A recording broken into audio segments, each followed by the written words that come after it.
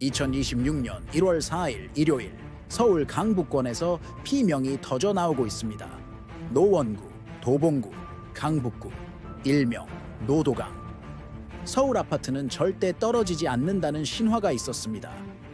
하지만 2026년 1월 그 신화는 산산조각 났습니다. 노원구 상계동의 한 아파트 실거래가가 45%나 폭락했습니다. 9억 원짜리 아파트가 4억 9천만 원이 된 겁니다. 하지만 대출은 여전히 7억 원.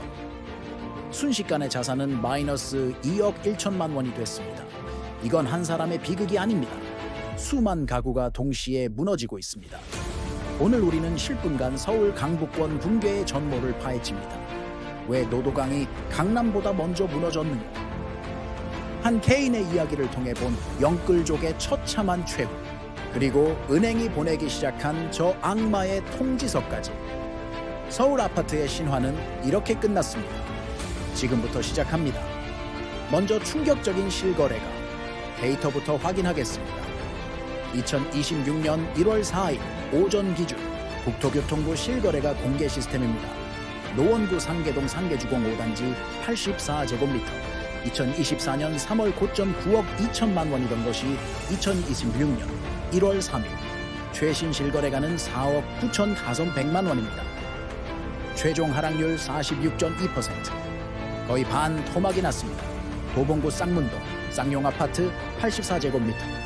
2024년 4월 고점 8억 3천만 원에서 2026년 1월 3일 4억 4천만 원으로 떨어졌습니다. 최종 하락률 47.1%.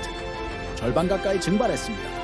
노원구 전체 평균 하락률 45.3%, 도봉구 46.1%, 강북구 46.8%. 노도강 전체 평균 하락률은 무려 46.1%입니다. 같은 기간 강남구 평균 하락률 39.8%와 비교해 보십시오. 강북권이 강남보다 6.3%포인트나 더 떨어졌습니다. 서울 아파트는 안 떨어진다는 신화, 완전히 거짓이었습니다. 더 충격적인 사실이 뭔지 아십니까? 이 가격에도 사려는 사람이 없다는 겁니다. 거래가 완전히 멈췄습니다. 호가를 아무리 내려도 6개월 이상 팔리지가 않습니다. 부동산 중개업소는 한 달에 한 건도 거래를 못해 폐업이 속출하고 있습니다. 이제 이준호 씨의 이야기를 들어보겠습니다. 가명입니다. 35세 대기업 과장인 이 씨는 2023년 9월 노원구 상계주공 5단지를 9억 원에 구매했습니다. 당시 그의 생각은 이랬습니다. 강남은 너무 비싸다. 노원도 서울이다. 7호선과 4호선이 지나가고 재건축 기대감도 있다. 서울 아파트는 절대 안 떨어진다. 지금 안 사면 평생 서울에 집 못 산다. 그는 본인 저축 1억 2천, 부모님 지원 1억, 처가 지원 8천만 원에 은행 주택담보대출 6억 원을 더해 총 9억 원을 마련했습니다. 당시 세후 월급 약 420만 원 중 대출 원리금으로 매달 350만 원이 나갔습니다. 월급의 83%를 집에 쏟아부었지만 버틸 수 있다고 생각했습니다. 연봉도 오르고 승진하면 더 벌고 집값도 오를 테니 몇 년만 버티면 된다고 믿었죠. 2026년 1월 그의 현실은 어떨까요? 아파트 현재 시장가는 4억 9,500만 원, 4억 500만 원이 허공으로 사라졌습니다. 대출 잔액은 약 5억 8천만 원, 그의 순자산은 마이너스 8,500만 원입니다. 하지만 이게 끝이 아닙니다. 회사 실적 악화로 보너스는 전액 삭감, 임금은 동결됐습니다. 월급은 여전히 사색 20만 원인데 금리는 계속 올라 월 납부액이 사색 30만 원이 됐습니다. 월급으로 대출금도 못 갚는 상황입니다. 부모님이 매달 100만 원, 장인어른이 50만 원을 보태주고 있습니다. 그는 말합니다. 아내와 매일 싸우고 아이는 꿈도 못 꿉니다. 70대 부모님이 저 때문에 다시 일을 하십니다. 매일 죄책감에 시달리고 죽고 싶지만 회사를 그만두면 모든 게 끝장이라 그만둘 수도 없다고 합니다. 그런데 이 씨의 비극은 여기서 끝나지 않습니다. 2025년 12월 은행에서 우편물이 하나 도착했습니다. 제목은 담보가치 하락에 따른 담보 보강 요청 안내. 내용은 이렇습니다. 집값이 너무 떨어져 담보인정 비율 LTV가 은행 기준을 초과했으니 한 달 안에 초과분 2억 1,500만 원을 갚거나 추가 담보를 제공하거나 연대 보증인을 세우라는 겁니다.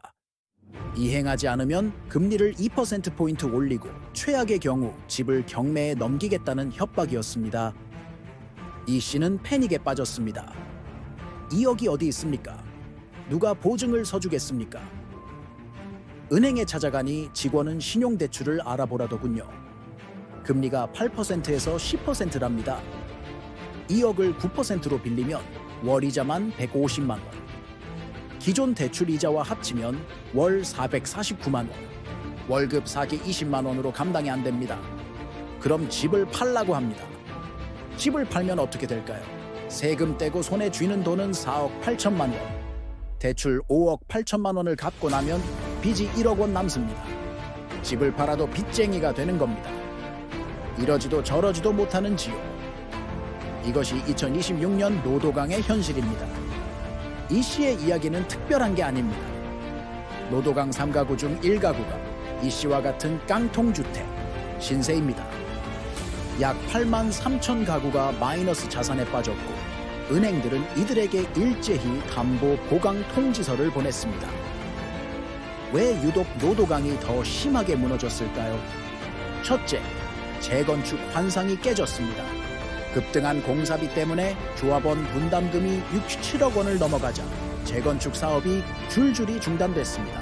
재건축이 안 되면 그냥 낡은 아파트일 뿐 가치가 사라진 겁니다. 둘째, 교통 인프라의 한계입니다. 강남까지 출퇴근 시간이 너무 오래 걸리는데 원격 근무가 늘면서 굳이 노도강에 살 이유가 없어진 겁니다. 셋째, 수요층이 붕괴됐습니다. 영끌하던 2030세대는 대출 규제로 돈을 빌릴 수 없고 실수요자들은 집값이 더 떨어질까 관망하고 투자자들은 재건축이 멈추자 떠나고 있습니다. 사는 사람이 없으니 가격은 폭락할 수밖에요.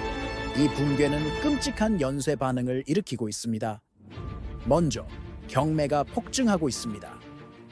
버티지 못한 집주인들의 집이 경매로 쏟아져 나오면서 집값을 더 끌어내리는 악순환이 시작됐습니다. 두 번째, 상권이 붕괴되고 있습니다. 주민들이 대출 이자 갚느라 돈을 안 쓰니 가게들이 망해 나가고 있습니다. 노원, 도봉, 강북의 상가 공실률은 40%에 육박하고 임대료가 70%나 떨어져도 들어올 사람이 없습니다. 마지막으로 인구가 유출되고 있습니다. 특히 미래를 책임져야 할 2030 젊은 세대가 희망 없는 동네를 떠나고 있습니다. 그렇다면 이 씨 같은 사람들은 어떻게 해야 할까요? 전문가들은 세 가지 시나리오를 제시합니다. 첫째, 손절매입니다. 지금이라도 집을 팔고 남은 빚 1억 원을 갚아 나가는 겁니다. 고통스럽지만 최소한의 생활은 가능합니다. 둘째, 장기 보유 도박입니다. 어떻게든 2억 원을 추가로 빌려 버티면서 집값이 다시 오르기를 기도하는 겁니다. 하지만 이건 더 깊은 수렁으로 빠지는 지름길일 수 있습니다. 2026년 서울, 한때 우리 모두의 꿈이었던 내 집 마련은 이제 수많은 사람들을 짓누르는 악몽이 되었습니다. 이 붕괴의 끝은 어디일까요? 당신의 생각은 어떻습니까? 오늘 이야기가 조금이라도 도움이 되셨다면 구독과 좋아요 부탁드립니다. 감사합니다.